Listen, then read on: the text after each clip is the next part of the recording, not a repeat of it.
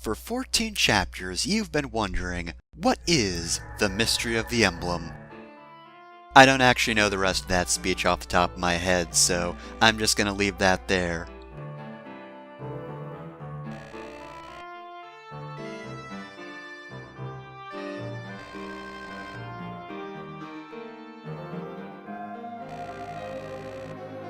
A loving parent who did not want their child to become a murder dragon. It's something every parent has to fear. My parents always worried that without all the orbs in the Shield of Seals, I'd become a gigantic dragon and go on a rampage. These things happen and it's scary. You just don't understand it until you become a parent is the thing.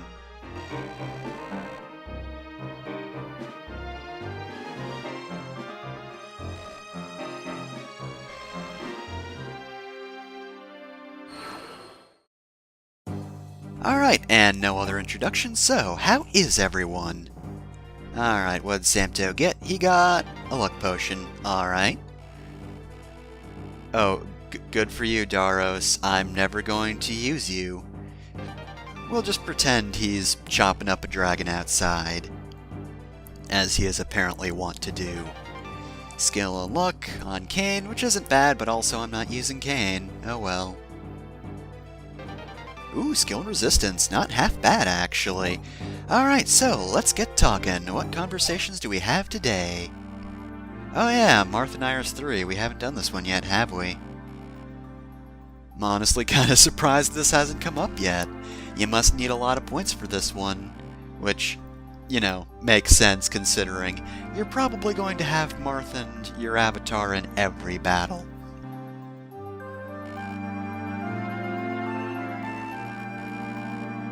Well, Marth, if I remember correctly, Iris is going to become a recluse.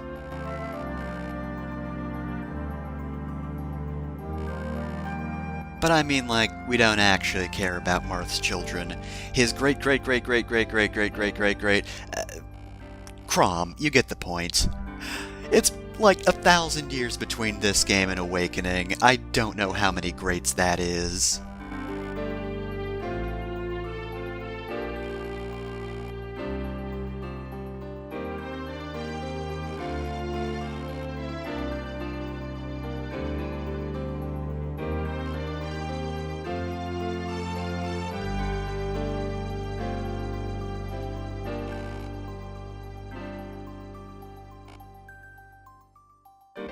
Well, that was okay, I guess. I don't know. A lot of their relationship feels a little bit forced throughout the game. That one's okay, but also, like, doesn't feel like it really... I mean, I guess it does. They do get along pretty well, they share ideals, so it makes sense. They're both fighting for the future. I don't know. After Martha and Seda, nothing feels quite as impressive, support-wise. And speaking of which, here's Navarre. We gotta fight with Navarre, though. To be honest, that'd be kinda redundant if we literally fought alongside him. We're both Myrmidons. I usually separate out my sword users, and Myrmidons especially. Cecil can fight with Iris.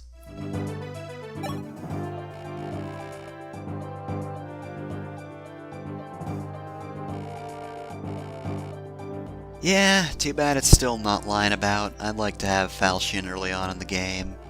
Would be nice. As Awakening shows, having Falchion the entire game is pretty darn good.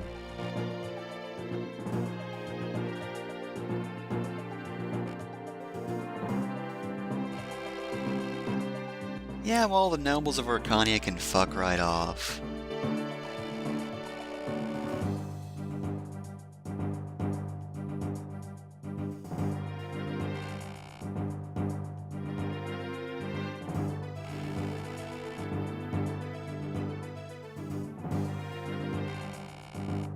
Yeah, weird, and that saying causes a whole lot of suffering. Huh. It's like it's dumb or something.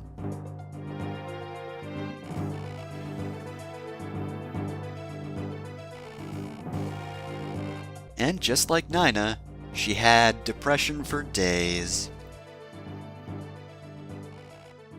So yes, King Anri never married, he never had children, which is why Anri is always referred to as an ancestor. Marth and Anri aren't that many generations apart, however, Marth is not directly linked to Anri. Anri was the brother of Marth's... Oh shoot. It's already passed, so either grandfather or great-grandfather. It's not that long ago, but yeah, Anri never actually married.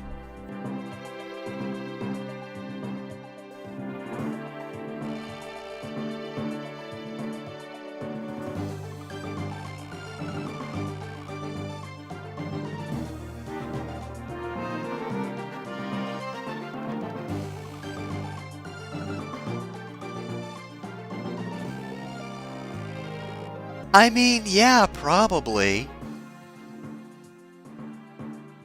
I don't know, I'm guessing those two things are linked, though. It's kind of hard to figure out. Alright, so that thief has a warp staff. We want that. And, if you'll take a look at the map, to be honest, this is what I believe is the hardest chapter in the game. All because of this beginning section. So, let's get it started. This time, however, Zana is actually spawned on the map.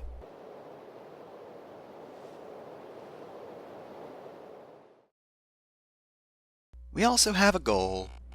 Godo's waiting in that room. Hey Godo, could you clear out your front porch?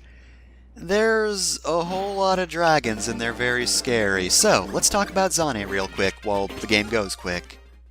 Hey, you probably have a best character in your party, right? Of course you do.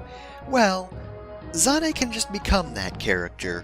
By using his special imitate command, for 5 turns he can copy any character down to the stats. And of course, weapon rank, which is important because he kinda can't fight on his own normally. There aren't too many limitations on this outside of the whole can only stay transformed for 5 turns thing. One, of course, is he copies a character's max HP, but he stays at his own HP, meaning he will need a heal. In addition, he also can't copy Monokets. He can copy Fina, however, he won't be able to access the dance command, which makes sense, because that'd be broken. The only other thing I can think of is he doesn't copy inventories, meaning you kinda need to know how you're going to use him in a chapter, you know, whether you're going to use him as a sword user or magic user and so on and so forth. And because he doesn't copy inventories, if you want him to become a Pegasus Knight, then only one of you gets to grab that Iot's shield. Alright, so I've talked about him. Now, we're actually not going to get started too quickly just because I did try to start this chapter a bit quicker than this, and didn't really go well. Sometimes I don't have a problem rushing it a bit more, but I figured that Seda and who else did I send? Rhodey? Yeah, Rhodey. I figured it'd be best to let them catch up. It's not like anything charges you at first anyway. If they did, that'd make things easier.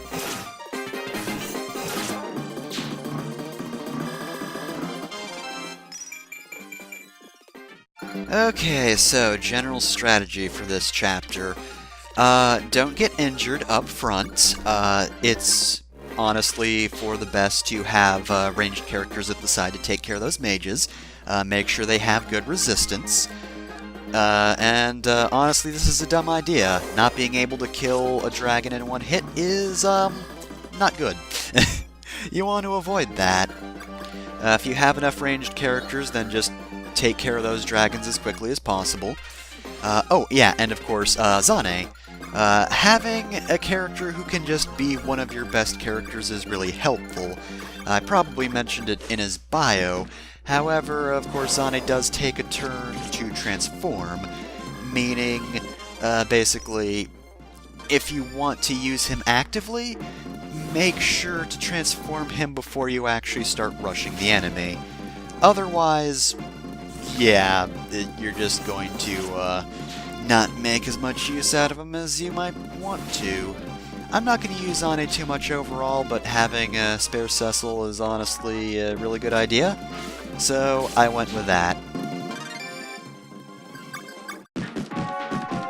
And yeah, once you start aggroing the enemy, fucking everyone rushes you. It sucks. And let me tell you, those thieves, you might think you can take thieves, and for the most part, I'm sure you can. They're usually pretty easy. However, killing these dragons first might leave you a bit weak. And in addition, there are a lot of thieves. Numerous thieves means that even if they don't do that much damage at the time, though considering their weapon loadout, they might actually do a decent chunk of damage at a time.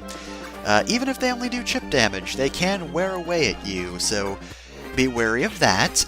Make sure to have a good defensive wall. If you have any physical characters, take care of any dragons, closer to like where I am now rather than the thief side of things. Try to block them off if they take hits. Oh, and of course, while it does waste a turn, if you also want to add Healing Zane to your preparations, he does copy the max HP of a character, however he does not copy their current HP, meaning he is going to not have as much HP as he could in pretty much any circumstance when he transforms.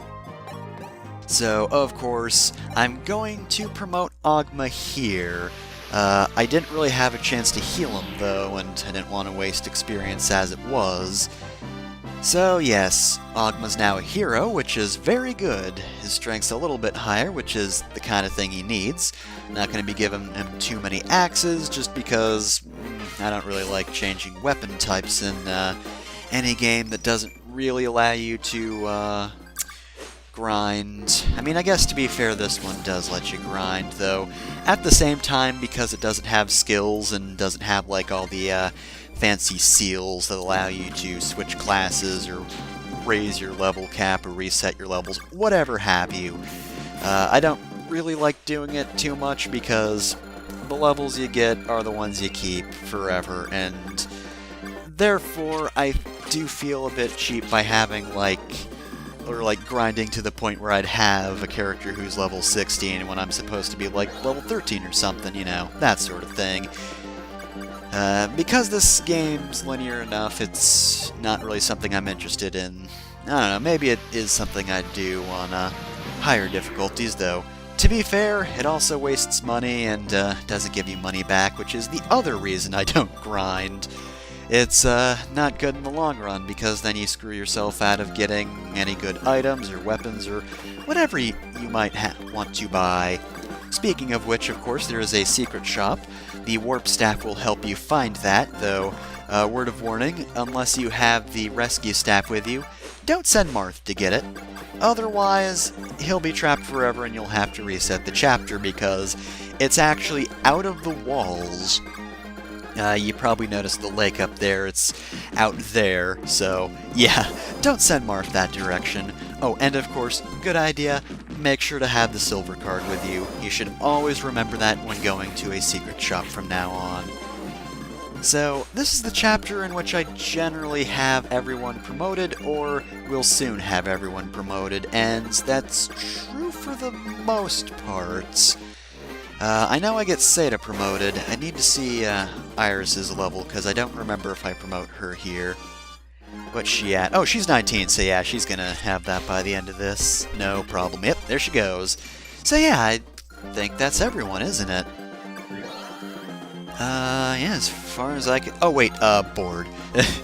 I keep forgetting, while I like Board, he's kind of the character I don't mind keeping out of fights.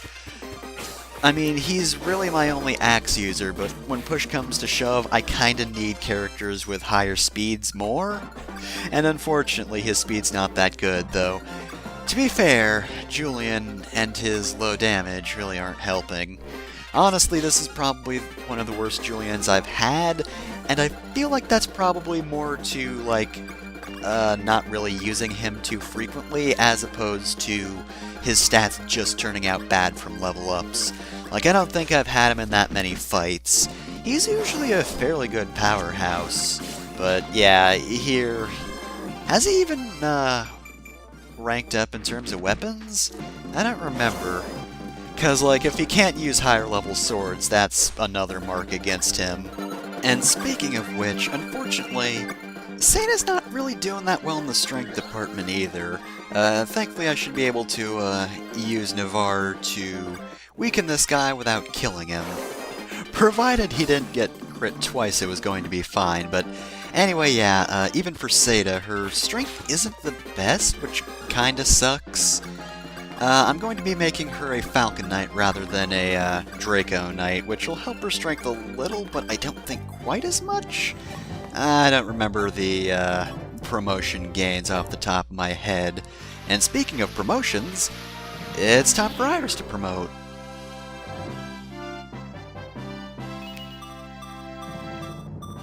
And there we go.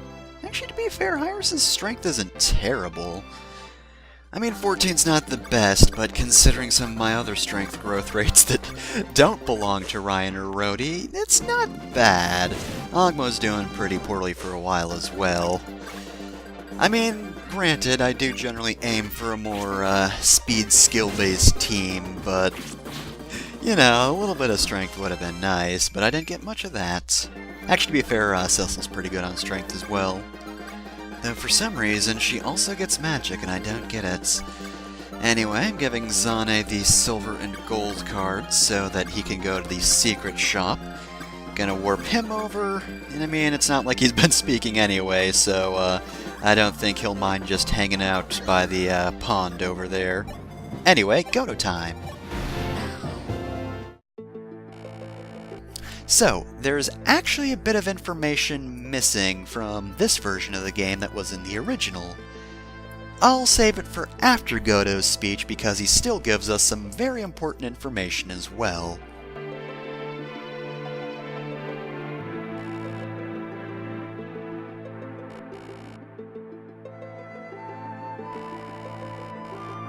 Yeah, it's a good thing, because if we missed him, we A, would get the Star Sphere, which is really good, and B, the world would fall into ruin, and that would suck.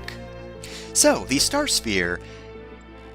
It's a bit of a shame that the Star Sphere shards aren't with us anymore, because, of course, those were small bonuses that you could spread throughout your team, or in the original, it improved growth rates for everyone.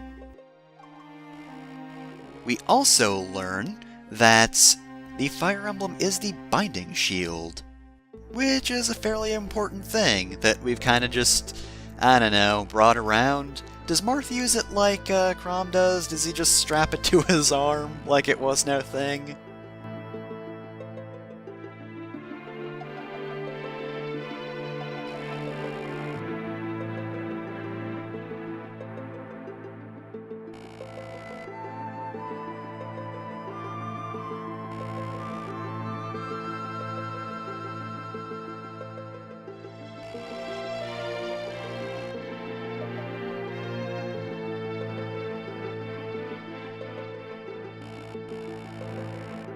Yeah, so even though we did finish the Star Sphere, there are a few more points in which we can miss a certain item, and then we won't get the good ending.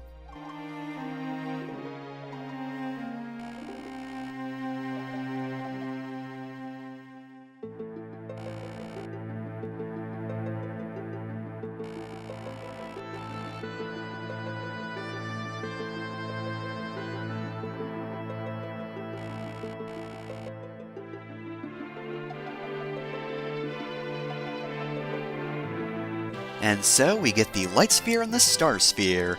The Star Sphere is far more interesting, mainly because all the Light Sphere does is cancel terrain effects, and of course it's a plot important item that we'll need to fight Harden. The Star Sphere, on the other hand, increases all stats but HP by 2, which is pretty good. Of course, in the original Mystery of the Emblem, it actually had two purposes. If you'll remember, in Shadow Dragon, the Star Sphere only prevented your weapons from wearing out, which was actually pretty good. That was also its use in the original game. In Mystery of the Emblem, it prevented your weapons from wearing out, which is really good in itself, but it also boosted growth rates, all of them, by 30%. It's honestly kind of ridiculous.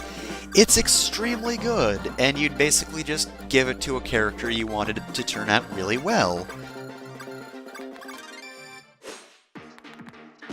So, while we have all this to do, I would like to mention the bit of information that was cut from this game that was in the original. I will read the translation real quick. So, in Goto's conversation, he mentions, after stealing it of course being the binding shield, from Ramen Temple, the thief removed its jewels and sold them off as treasures. The money was used to fund an army which, along with 3 stolen weapons, was used to conquer the world. The thief that went on to become the King of Icania had the shield, which brought him such good fortune, became the emblem of his royal family. So, that's Aedra, the first king of Arcania. I don't know why they cut that out from this version of the game. I doubt it's the translation because you know how fan translations go. They try to stick as close to the original as possible in pretty much every case. So this was probably in the original Japanese as well. Well, the lack of it was probably in the original Japanese, rather. But anyway, yes. I really like that bit of story information. Like, in general, I like the backstory presented in this portion of the game. I don't think it does the best to make Arcania the continent, like, amazing. I feel like more detail could be used, more for the, present, what's actually going on within each country. The countries themselves could be fleshed out a bit more, but the backstory is pretty good.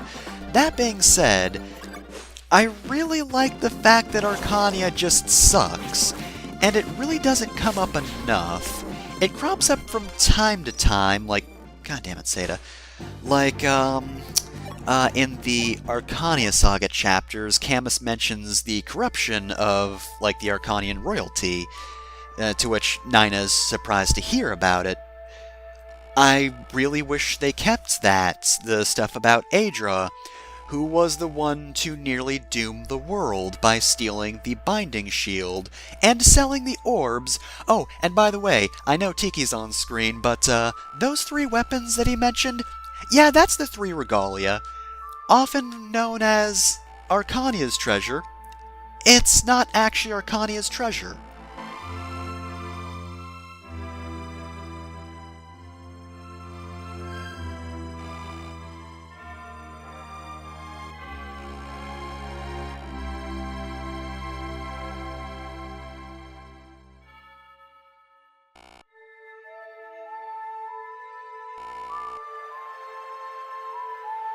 Oh, and just in case you didn't pick up on it before, which, to be fair, doesn't really get obvious until this point, this is what Tiki was dealing with even before the events of Shadow Dragon. So, yeah, Tiki's existence truly is a sad one, 'cause, yeah, that's just her dream, over and over again, and let me tell ya, Tiki does sleep a lot, and that happens to her a lot. So, yeah, let's, maybe go find those orbs so that this poor dragon child isn't tortured anymore. That'd be nice.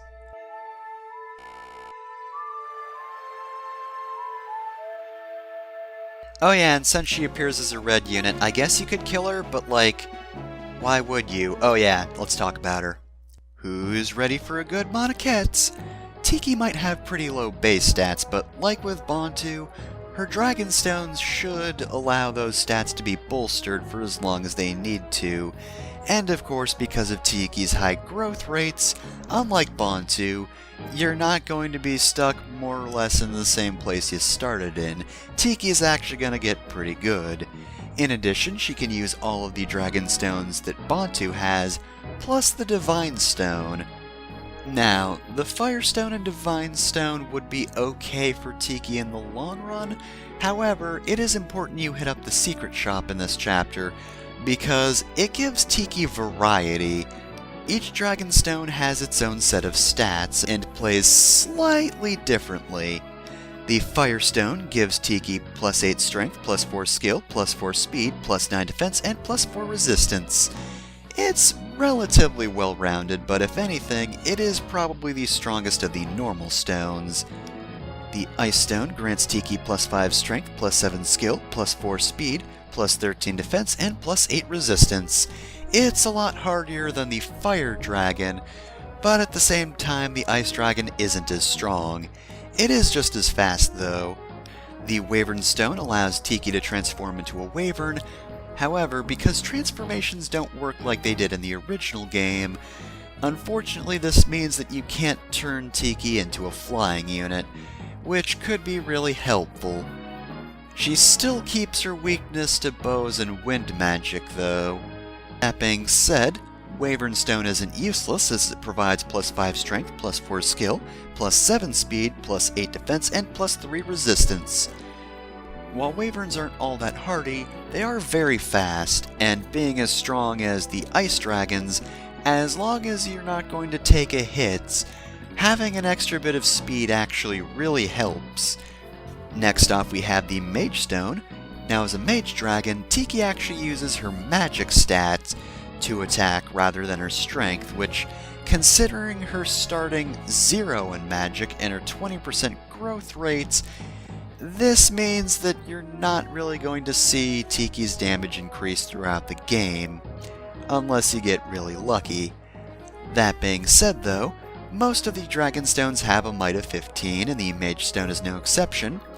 Tiki also gets plus 7 magic, plus 1 skill, minus 1 speed, plus 11 defense, and plus 10 resistance. And considering the resistances of most units in this game, just having a baseline of 22 strength is really good. That being said though, of course, watch out for that speed, because Mage Dragon is absolutely the slowest of the dragons, and you can put yourself in a bad spot if you miss that. Of course, Mage Dragon also has plus 11 defense and plus 10 resistance, meaning it can soak up normal hits, and it can also soak up magic hits, better than most of the other dragons as well. And lastly, we have the Divine Stone. Now, the Divine Stone is actually effective against other dragons, and unfortunately this is a bit of a drawback for Tiki. That ability in itself is really useful later on in the game. We are kind of leaving the Dragon Zone now. That being said, because we're not fighting dragons, that means you can conserve the Divine Stone a bit. Of course, it also gives you plus 10 strength, plus 7 skill, plus 4 speed, plus 15 defense, and plus 11 resistance. Whoops. Sorry, Ice Dragon. We, kinda took away your whole point by giving the Divine Dragon really good defense. Basically, you're gonna want to treat the Divine Stone like it were Linde's aura. It is very valuable, but it's also good for training Tiki.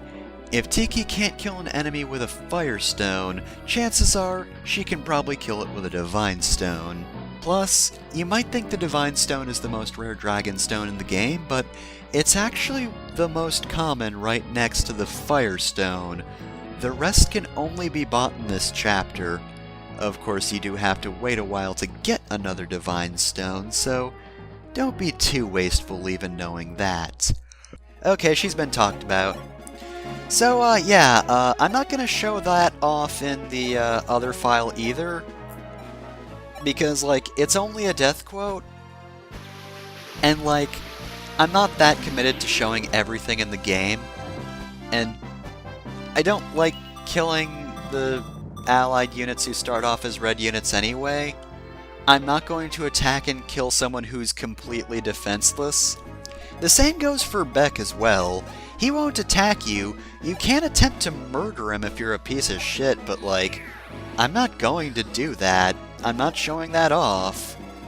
He's just terrified if you attack him. It sucks, and I won't allow it. It's not happening.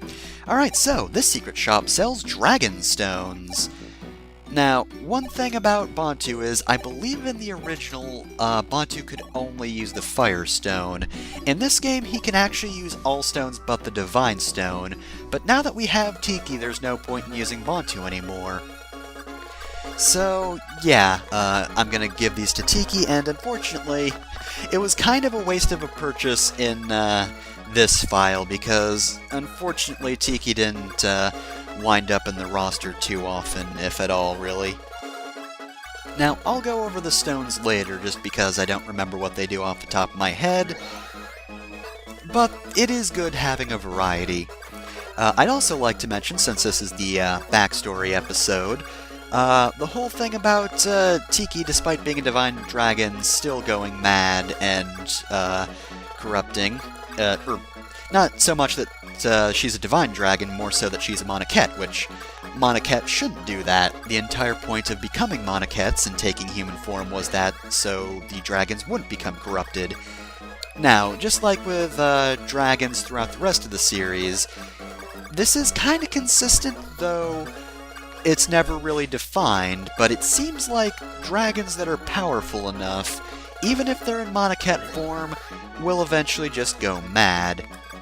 I'm going to spoil a certain game real quick, so wait a moment if you don't want to know what that game is.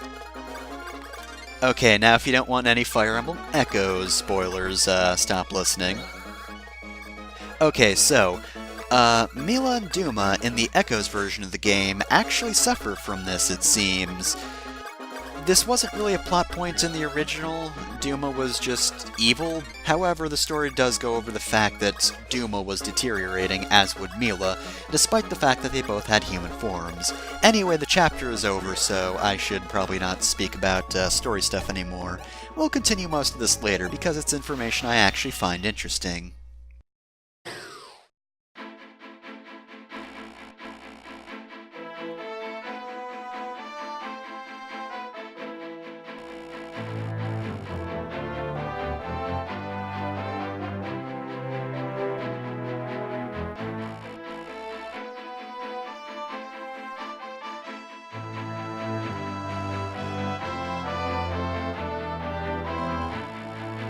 One thing you must still investigate, but we've already learned of the mystery of the Emblem. Oh yeah, don't worry, I've seen Garneth multiple times.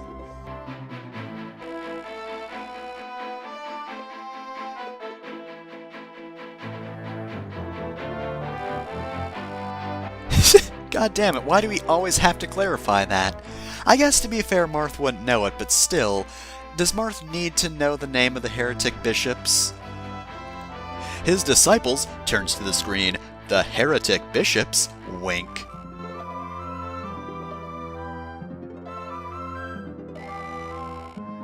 Alright, well, thanks Godo, it was real nice of you to make us come all the way up here, buying Hardin time to form his army and prepare for us, and also not clear the dragons out of your entryway. That was real cool of you to do, Godo. Really appreciate it. We could have been killed, just FYI. You know, not that I'm complaining or anything.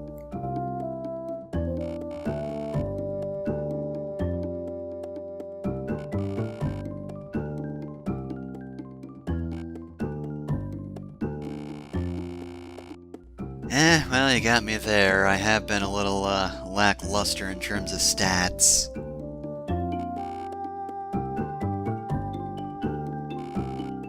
Okay, is this about the stat boosting items? Because I already know about those, and I refuse to use them until endgame.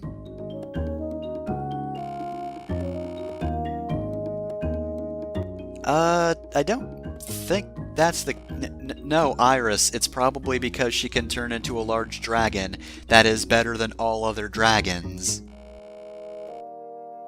Okay, Zane, like, if you're offering me a hairstyle change, I will absolutely accept it, but like, I don't know about this whole thing. It's kinda weird. This better not be a fetish thing, Zane. I like you, but you are constantly on thin ice. Keeping my eye on you.